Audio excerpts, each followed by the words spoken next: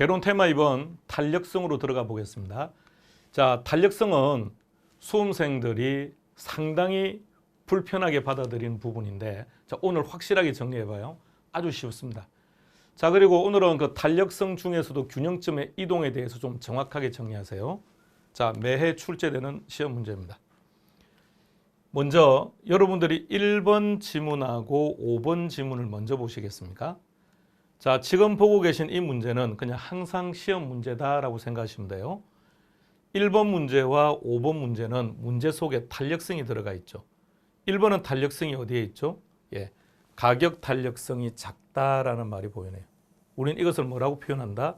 비탄력적이다. 근데 동그라미 5번에는 탄력성이 어디에 들어가 있죠? 완전 탄력적이다. 그러면 1번하고 5번 같은 경우를 우리가 이렇게 표현합니다. 탄력성과 균형점의 이동이다라고 표현하는 겁니다. 그리고 2번에서부터 4번까지가 균형점의 이동인데, 가장 전형적인 형태, 만일 수요 공급에서 5문제가 출제된다면 1번, 5번이 한 문제, 2번부터 4번 같은 유형이 한 문제인데, 만일 3문제가 출제가 된다면 이렇게 함께 출제된다고 보시면 됩니다. 그럼 여러분들은 이 문제만 정리하시면 한 문제 내지 두 문제는 해결할 수 있다는 얘기입니다. 자, 1번부터 한번 보겠습니다. 완전 탄력적이라는 완전이라는 개념이 들어가지 않았을 때는 이게 첫 번째 키로 잡으세요. 수요나 공급을. 그럼 공급이 감소했으니까 양은 어떻게 되죠? 자, 공급이 감소했습니다. 그러니까 양은 감소해야죠.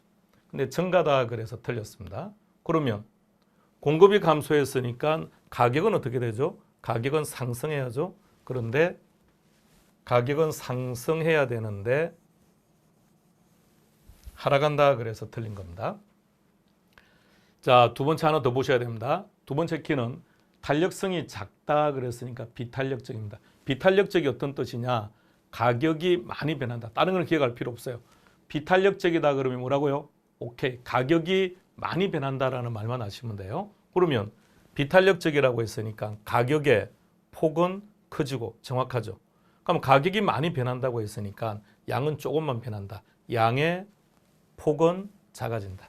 따라서 비탄력적에 대한 개념은 정확한데 공급 감소로 인해서 나타나는 결과가 지금 틀린 겁니다.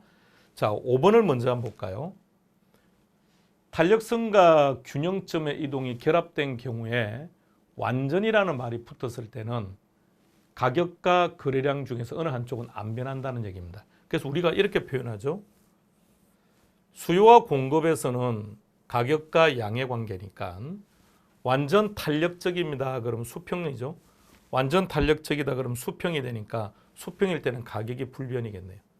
그런데 완전 비탄력적입니다라고 하면 이 경우에 이게 수요이든 공급이든 상관없습니다.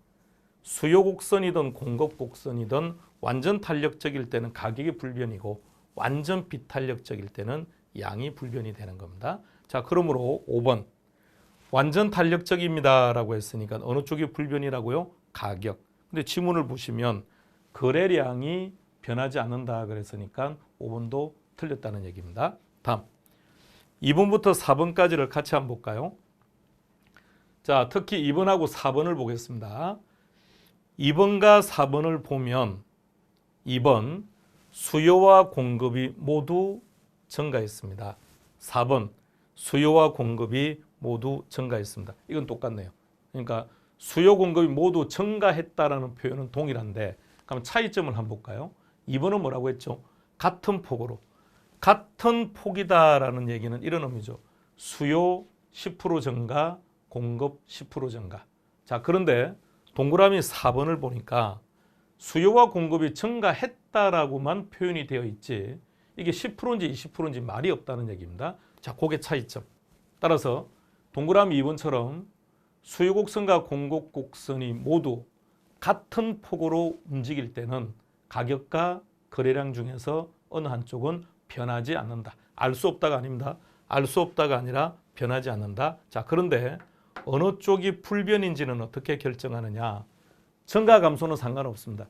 수요와 공급이 모두 증가하거나 모두 감소하면 가격이 불변. 따라서 동그라미 2번 알 수 없다가 아니라 불변이 되는 거죠. 불변이다, 일정이다. 자, 그런데 3번을 보세요. 2번과 어떤 차이점이 있는지를 보세요. 2번 같은 경우는 곡선이 둘 다 이동한다고 했는데 동그라미 3번 같은 경우는 크기가 다르다, 그죠? 그러니까 동그라미 2번은 10% 증가, 10% 증가였다면 동그라미 3번은 공급은 10% 감소하고 수요는 5% 감소한다, 이런 뜻입니다. 그래서 곡선이 둘 다 이동하더라도 이동의 폭이 다를 때는 어떻게 한다? 크게 이동한 쪽. 그럼 3번 같은 경우는 어디가 이동한 거죠? 어느 쪽이 크게 움직였다고 되어 있습니까? 그렇죠. 공급 감소를 키로 선택하는 거예요. 그럼 공급이 감소했으면 양은 어떻게 됩니까?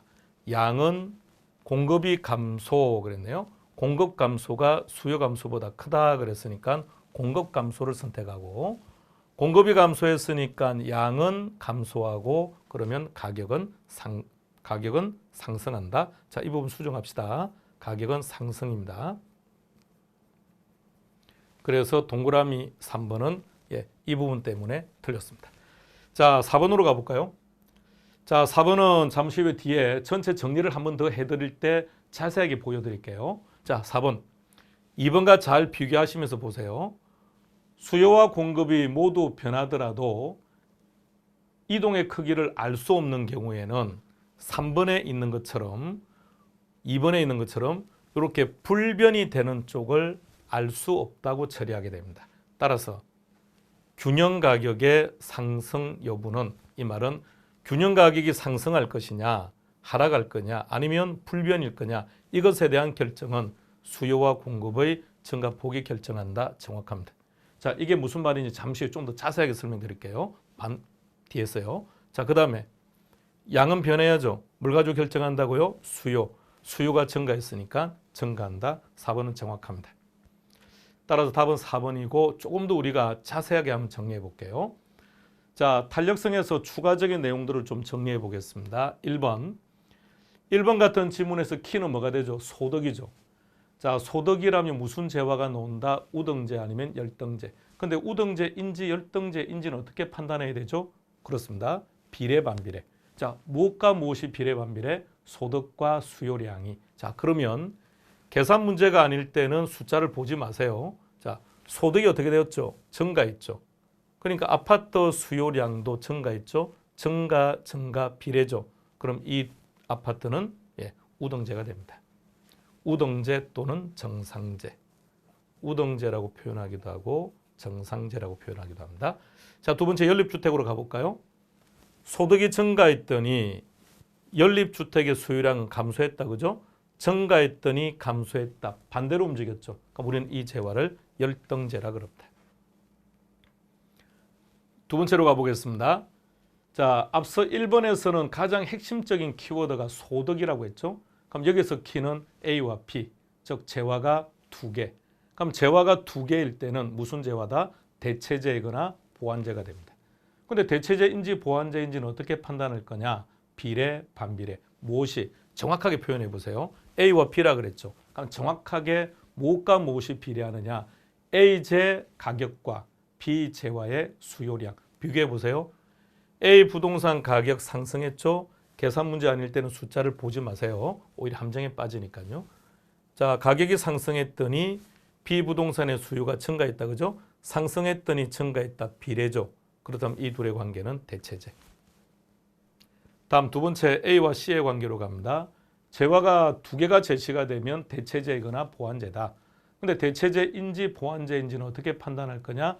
두 재화의 가격과 수요량을 비교해서 비례가 되면 대체재고 반비례면 보완재다. 따라서 부동산 가격이 상승했더니 C부동산의 수요는 감소했네요. 상승했더니 감소했다. 반비례죠. 그럼 이 재화는 보완재. 정리 잘해둡니다. 자주 출제됩니다. 자, 3번으로 들어갑시다. 자, 답을 찾는 순서를 좀 잘 정리하고 가봅시다. 동그라미 3번에 탄력성과 결합되었다, 그죠? 그럼 첫 번째 키는 수요 증가. 그러면 가격도 상승, 거래량은 증가. 근데 두 번째 비탄력적이라고 했습니다. 비탄력적이 무슨 뜻이라고요? 그렇죠. 가격이 많이 변한다고. 그러면 여기에 들어가는 거는 많이 변한다는 의미만 들어가면 됩니다. 꼭 더 크다라는 말이 안 들어가도 괜찮아요. 많이 변한다는 의미가 들어가면 옳은 지문이 됩니다. 자, 4번으로 가볼까요? 첫 번째 키는 공급 증가, 그러면 양은 증가인데 가격은 하락이겠죠.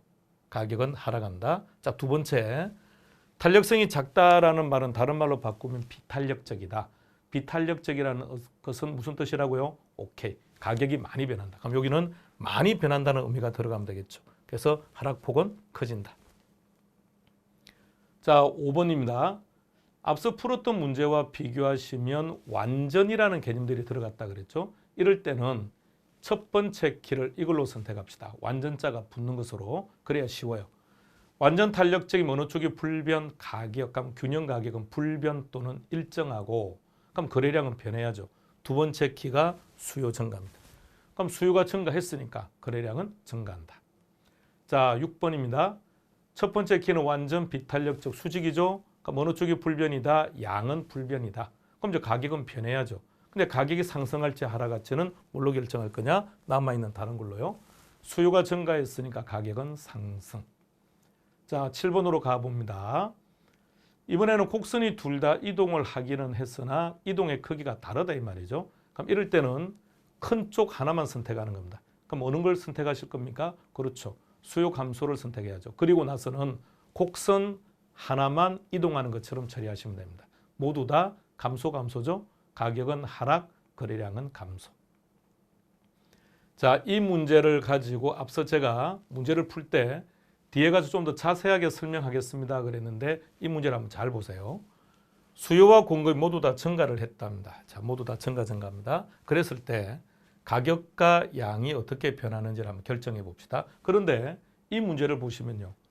수요와 공급이 증가했다고 했지 이게 10% 증가인지 20% 증가인지 말이 없죠. 그럼 그건 우리가 결정 한번 해보자는 얘기입니다. 첫 번째, 10%라고 전제합시다. 수요와 공급이 동일한 폭으로 이동했을 때는 가격과 양 어느 한쪽은 변하지 않는다 그랬죠. 그럼 둘 다 증가니까 가격은 불변, 일정. 그럼 이제 거래량은 변해야죠. 이때 양이 증가하는지 감소하는지는 수요 곡선만 가지고 판단하시면 됩니다. 수요가 증가니까 양은 증가합니다. 자, 두 번째 조건을 한번 바꿔볼게요. 자, 이렇게 갑시다. 곡선이 둘 다 이동했지만 이동의 크기가 다르다 그죠? 이럴 때는 크게 이동한 쪽만 선택하기로 했으니까 우리는 수요 증가만 선택하는 거죠. 그러니까 모두 다 증가. 자, 세 번째는 조건을 이렇게 한번 바꿔볼까요? 그럼 여러분들은 뭘 선택할 겁니까? 공급 증가를 선택해야죠. 그럼 공급이 증가했으니까 양은 증가. 그럼 양이 많아졌으니까 가격은 하락이죠. 자, 그리고 나서 이 결과를 잘 보세요. 자, 여기서 가격을 잘 보세요. 가격. 요 가격에 대해서 지문에서 뭐라고 표현했는지를 보세요. 균형 가격이 상승할 것인지 아니면 하락할 것인지 또는 일정할 것인지의 여부는 무엇이 결정한다? 수요와 공급의 증가폭, 수요와 공급의 증가폭이 결정한다. 정확한 말이죠. 이걸 우리는 흔히 뭐라고 표현하느냐? 이렇게도 표현합니다. 알 수 없다. 알 수 없다는 말은 모른다라는 뜻이 아니라 상승할 수도 있고 하락할 수도 있고 불변일 수도 있다라는 뜻입니다. 자, 그럼 두 번째. 그러면 이제 양은 변해야죠. 그런데 잘 보세요. 어떤 형태로 변하든 양은 항상 그 방향으로 변하고 있죠. 따라서 여기에 항상 증가한다 이런 말이 들어가더라도 옳은 표현이 된다는 얘기입니다. 지문 잘 정리하세요. 최근에 우리 시험에서 자주 등장하는 스타일입니다. 자, 여기까지 해서 수요 공급에서 가장 중요하고 여러분들이 가장 불편하게 받아들이고 있는 탄력성을 정리하겠습니다.